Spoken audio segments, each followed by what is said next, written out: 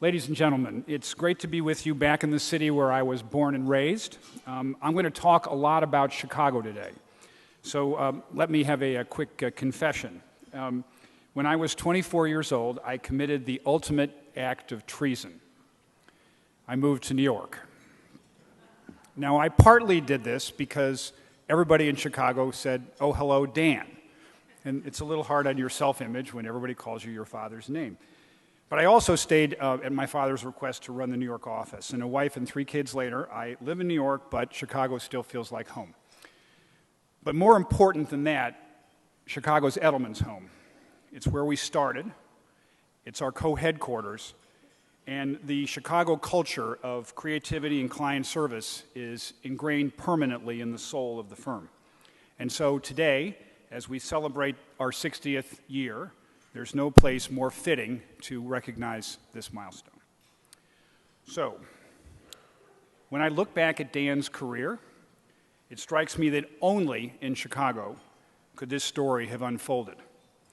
Were it not for the unique aspects of this city, we wouldn't be the business that we are today. So here you have Dan, a New Yorker, come to Chicago in 1948 to take the position of PR director for the Tony Company, maker of the do-it-yourself home permanent. Now, for those of you too young to remember the home permanent, just to recall that there was, in fact, such a product.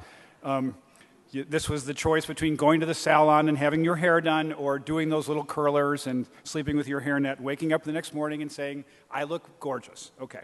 So, little did Dan know when he took that assignment in 1948 that he was putting down permanent roots in one of the best cities in the world for a communications firm to prosper. So, folks, it was in the Windy City, a moniker derived not from the weather, but because Chicagoans are great storytellers, and a few other things. Right. Okay. So, the Chicago Dan came to in 1948 was brimming with creative genius, booming ad agencies with established connections to brands all across the country.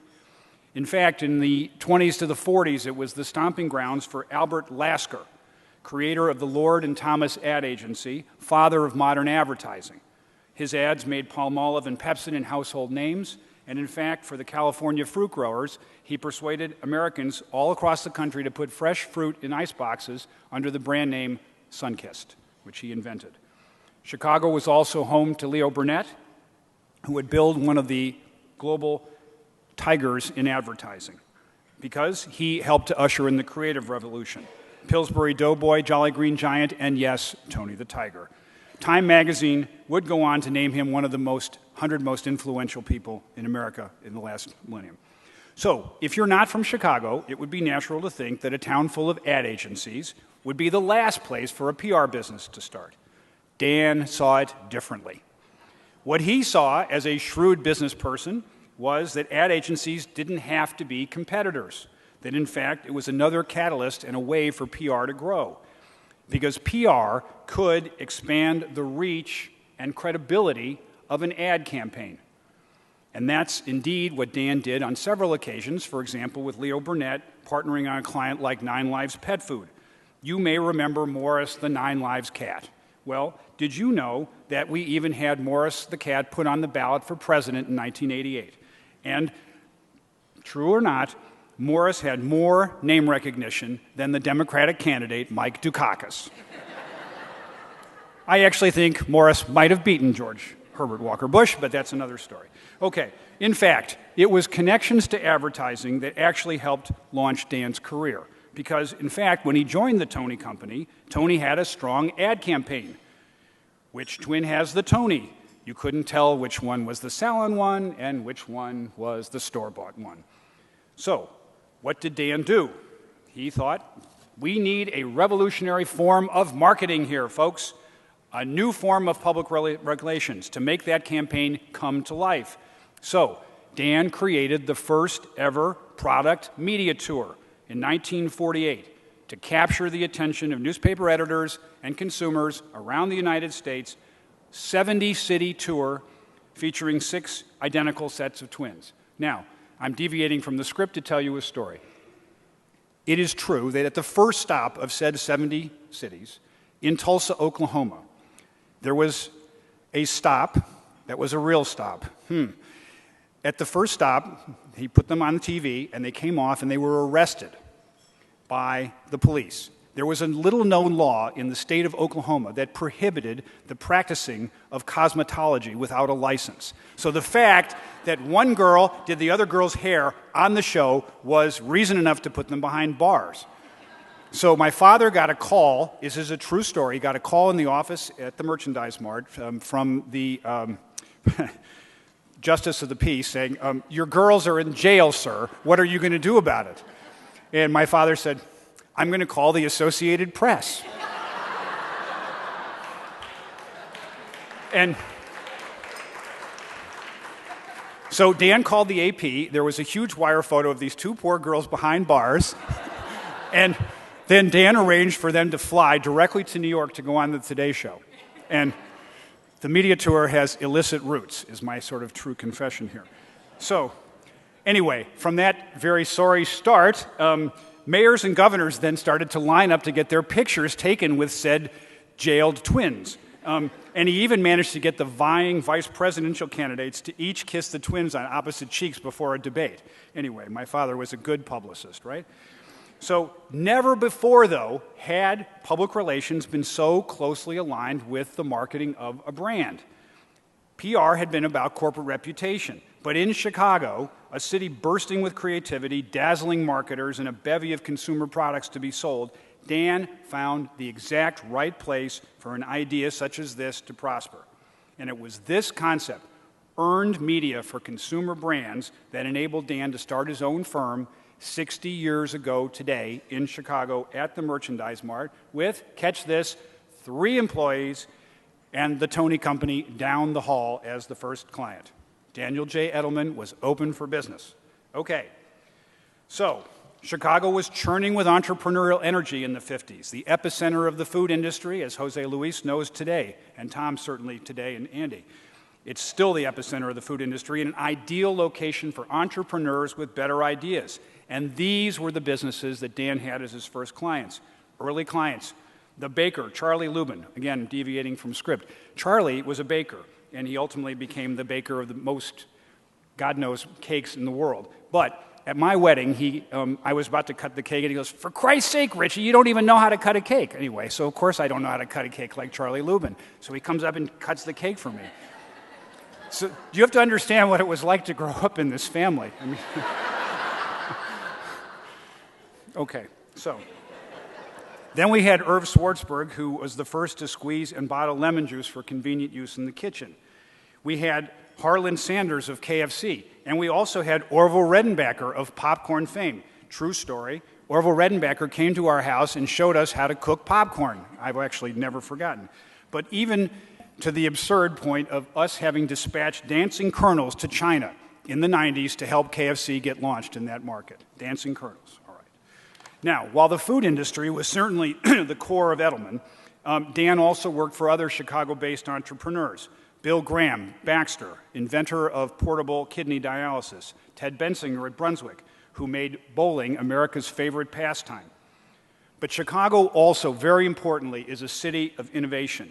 And that led Edelman to experiment with a number of new concepts in consumer PR, including the Butterball Turkey Talk Line, which more than 30 years ago was founded and at Thanksgiving time is the solution for turkey trauma. For those of you who have never cooked a turkey before, you probably freak out, and we teach you how to cook turkeys. Beyond that, doing the first environmental program for StarKist Dolphin Safe Tuna, also the first firm to use the web for a recall for Odwalla. But the key point about Chicago is it hasn't ever just been about business. Chicago also is a community that relies on people being involved in philanthropy who want to give back. It's been an indelible imprint on the business we've become and on my father's life in the city. Chicago is a place that expects citizens to be involved. It's not enough to just be a business leader. You have to be involved in business and civic life. So Dan was on the board of the Lyric Opera, University of Chicago Library, Art Institute. My mother's been involved in many organizations, national mental health organizations, because it's Edelman's philosophy to be a participant in every community in which we operate. As we've celebrated our 60th anniversary, we've given $5 million this year in pro bono services and direct contributions. I'm very proud of that.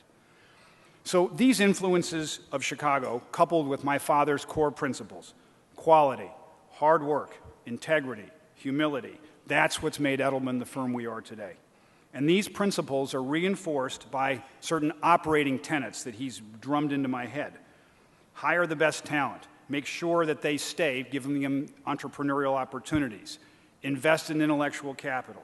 Expand in new markets. Always reinvest all your earnings. Never take on debt. Remain independent and family-owned. Because the key point here is you'll serve, therefore, nobody's interests ahead of those of your clients. So the question really is, how do we take what is clearly the best of what Chicago and Dan have given us to move towards the future? Interestingly, the future looks remarkably familiar to Dan because it's about values-based leadership, active involvement in community, and integrity at the heart of business, and perhaps that most of all. So there are 3 or 4 trends that I want to point to now that sort of shape how we're thinking about the business in the next period. The first is dispersion of authority. Did you know that today a person has to hear, see, or read a story 5 times in different places in different media before believing it? Or that the average informed person has 8 different sources of daily media to get information? It's no longer possible for a corporation or any institution to control the information flow because we are now in a peer-to-peer world. Second, the classic pyramid of influence that has elites at the top and mass on the bottom is now supplemented by an inverted pyramid. And that inverted pyramid has passionate consumers, empowered employees, and social activists. These are the new opinion formers. So, along with traditional sources of influences, such as academics, it's important to note that we have a new set of elites. And do you also know that the traditional sources of authority, CEOs and government officials, are now 1/3 as believable as a person like yourself? It's a stunning turnabout. And third, the drivers of reputation, and perhaps most important of all, it's still great products and services, as it always has been. But now, a company has to be transparent and treat its employees well. It's no longer about making the numbers and having a celebrity CEO. Operational performance only earns you status quo in terms of reputation. Trust is built by societal elements, such as transparency. So what does it all mean? Our strong conviction is in the next period, business is going to have to make a substantial evolution from rules-based leadership to principles-based leadership. Instead of waiting for government to respond and regulate, business should address the issues of our time ahead of the crisis. Companies should think in their minds about moving from the minimum standard, which is license to operate, which has always been what business school people are telling you how to get to, towards license to lead, which means establishing a context and then proving performance through transparency. And not any old transparency, but radical transparency. You have to offer not only shareholders, but stakeholders a window into your corporation, the good and the bad, and have specific benchmarks that you are held accountable to. We also believe that in the next period, we're going to have multiple channels for two-way engagement, moving away from control of the information flow, and that companies are going to have to recognize that employees are the first, not the last, to receive information, because they are indeed primary sources for the rest of the world. So, we believe that the public relations profession is uniquely suited to help business engage in this new way, in this new world. We have a unique view of the world, which means that we look at it through a stakeholder lens, not a shareholder lens. We look at reputation as being more important than any short-term profit. We recognize the inextricable connection between brand and corporate reputation. We help companies actually decide on policy and then explain the rationale. Through a breakthrough idea, we're able to spread the word through mainstream social and owned media and create compelling content that's able to spread across that cloverleaf. So for our industry, we believe this change dynamic represents a new role and opportunity, that it's time for public relations to actually lead and do so in a public engagement framework. Fittingly, it's actually the leadership that Dan always believed that public relations should have, because it should sit above advertising in the communications hierarchy. So in fact, as Dan saw from his office at the Merchandise Mart 60 years ago, and as we see with even greater clarity today, PR at its best can actually move business and society forward in this complex world. And we at Edelman are prepared to lead in this regard, but we need others in this group to join us. For example, Al Golan is here. I'd just like to recognize him wherever you are, Al. He runs a fine firm.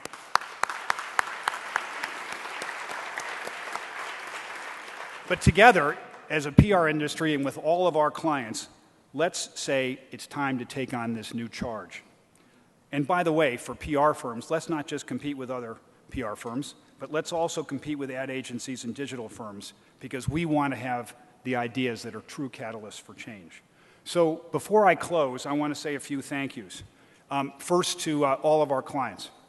Thank you very much for entrusting us with your brands and corporate reputation.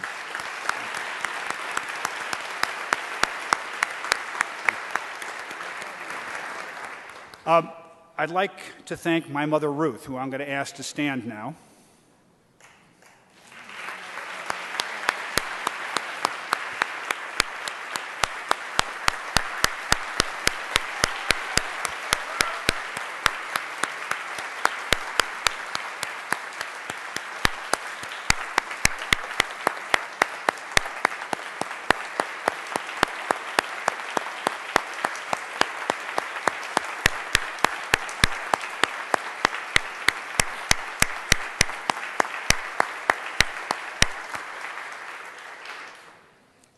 Ruth, in every sense of the word, has been my father's business partner for 60 years in building Edelman from nothing.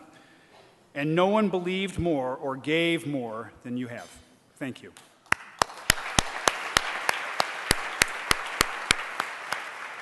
To my brother John for his dedication to the people of Edelman in starting our human resources function over a decade ago and helping us to continue our tradition of involvement in the community and making us a true partner in sustainability. Thank you.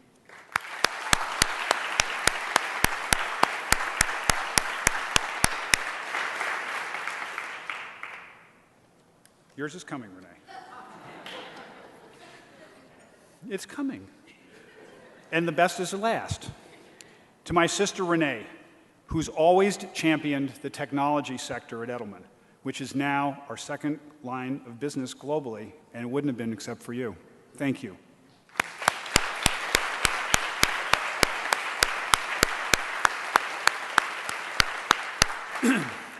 And could I ask all the Edelman people who are in the room just to stand for a minute? Because I want to thank all of you. And this is past, present, and maybe future.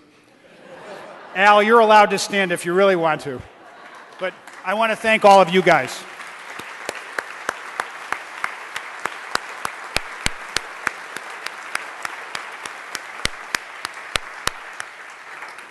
So finally, for my father, who is in the hospital at University of Chicago, otherwise he would certainly be here.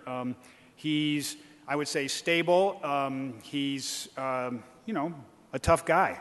What he's been through the last 7 weeks, I wouldn't want to have gone through, but doctors are giving him a good prognosis. Our hope is to get to a rehab center and then get him home within the next 4 months, give or take. That's the right amount of time. But he listened to Robert Phillips for 30 minutes yesterday, and he was grimacing when the numbers weren't good, and he was very happy when they were. So, and he asked you exactly how many people were in London again. He couldn't believe that we had over 300 people. So, you know, he's quite with it up here, believe me. So, to Dan, it's a rare gift to find work that sustains you and keeps you curious for a lifetime. But it's rarer still yet to share that gift for 34 years with a father, which I have. So when I think of my dad, I'm reminded of Gandhi's words. My life is my message. Thank you very much.